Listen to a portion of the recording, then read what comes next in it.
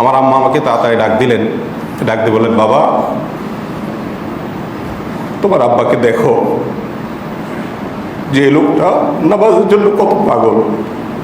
5 ওয়াক্ত নামাজের পাবন্দি কিরকম ছিল সেটার ব্যাপারে শুধু আমি তার হাসপাতালে থাকাকালীন সময়ের এবং অসুস্থ থাকাকালীন সময়ের 2টি ঘটনা বলতে চাই।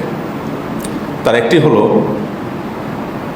যে তিনি মৃত্যুর 5-7 দিন আগে সর্বশেষ যেদিন তাকে হাসপাতালে ইমার্জেন্সি ভিত্তিতে নিয়ে যাওয়া হলো, আমার বাসায় ছিলেন।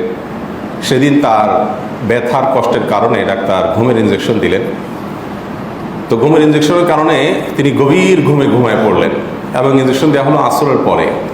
এত জটিল অবস্থা যে আর দেরি করা যাচ্ছে না, এত কষ্ট তার।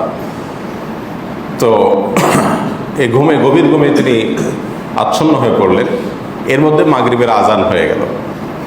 এত গভীর ঘুম